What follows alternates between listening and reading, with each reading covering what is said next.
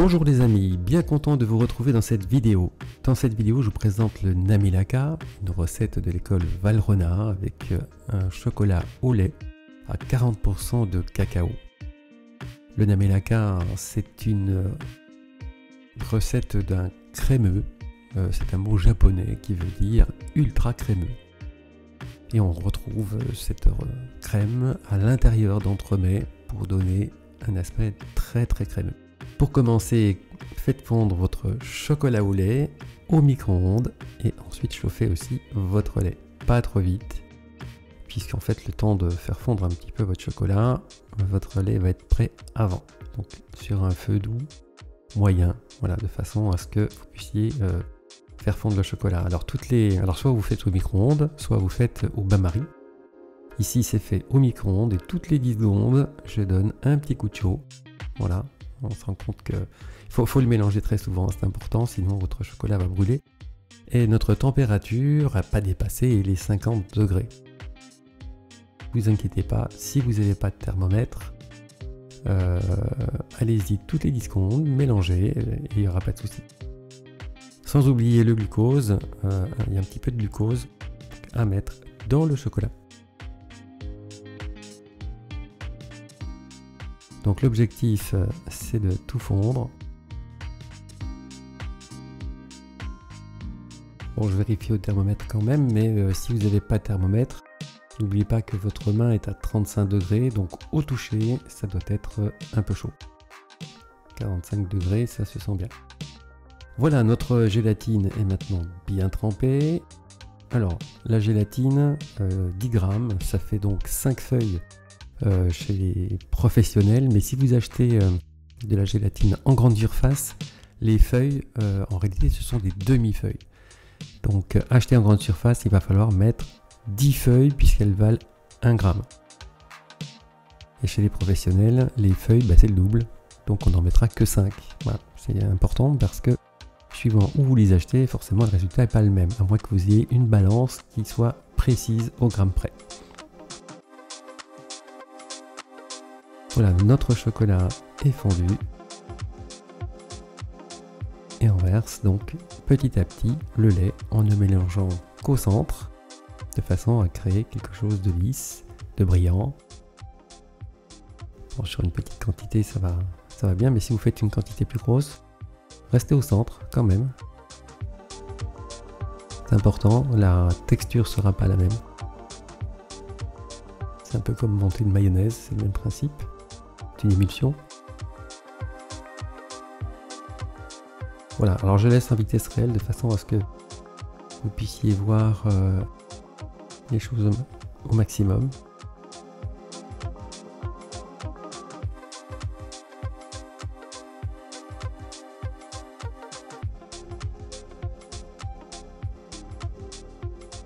Voilà, ça prend doucement. Au départ, en mettant un petit peu de lait et beaucoup de chocolat, ça a tendance à figer un peu. Mais ça vient, on y arrive quand même, il faut insister un peu. Alors là, le Namelaka, ça ressemble un peu à une ganache, sauf que ça crée une texture différente, très crémeuse.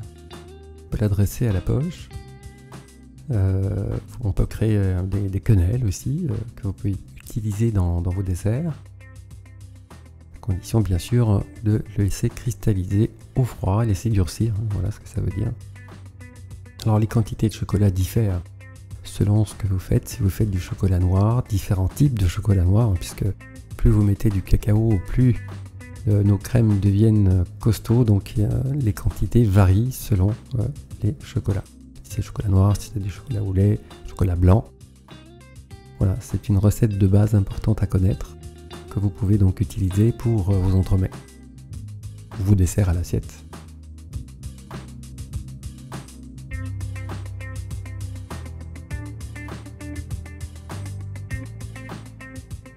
Voilà, on sent bien que ça prend au centre. On commence à sentir la texture un peu particulière.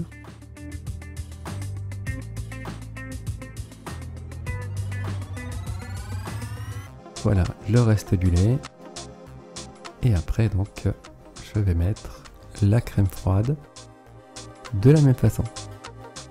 Voilà, ce qui n'est pas courant puisque dans une ganache, c'est le contraire, on met une crème chaude, là, une crème froide, un peu de gélatine puisque c'est du chocolat au lait, donc il faut pouvoir tenir la crème et donner cette consistance particulière. Alors il faut éviter de faire entrer l'air, hein, c'est pour ça aussi que partir bien du centre et éviter de faire des bulles d'air à l'intérieur le plus possible.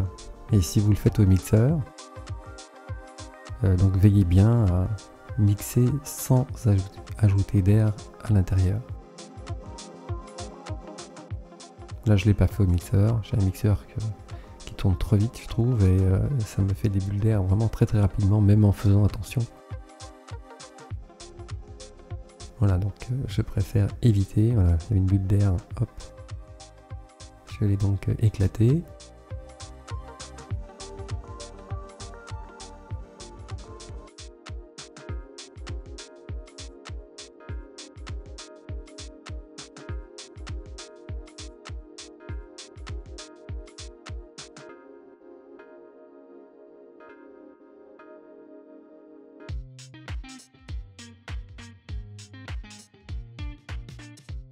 Voilà, là je change le contenant en ajoutant la crème. C'est plus assez grand. Et voilà, crème froide, pas montée. Et j'ajoute petit à petit cette crème. Toujours pareil, en veillant à ne pas rajouter d'air. Voilà, j'insiste là-dessus hein, parce que c'est important.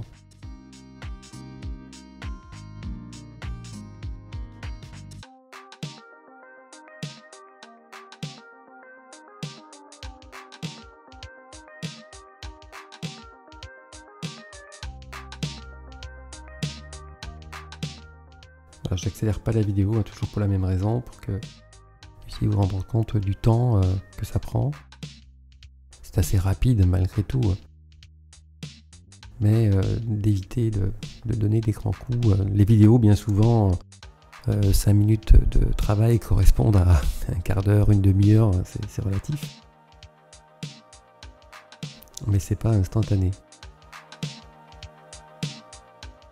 Voilà, alors quand c'est pas trop important, c'est entendu, mais là pour le coup, ça allait un peu plus.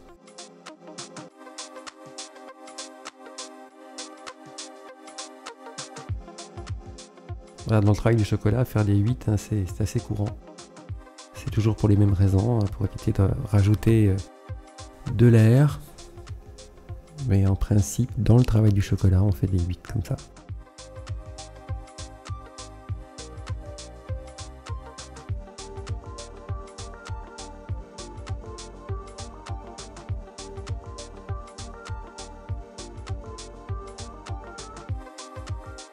Une fois passé au froid, une fois cristallisé, voilà cette consistance particulière, on la sent bien.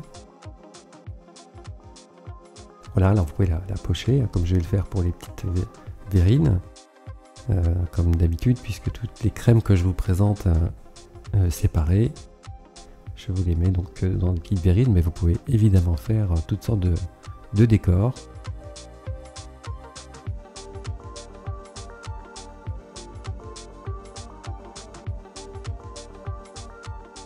J'avais réalisé une pâte à décor pas longtemps auparavant et avec le reste j'ai fait des petits fours et je vais donc finir en mettant dessus un petit four. Ouais, c'est très simple, puis ça permet d'avoir une finition un petit peu plus nette, voilà, plus propre, et comme ça on a à la fois un craquant et un moelleux. Voilà, vous pouvez congeler, décongeler et sortir selon vos besoins.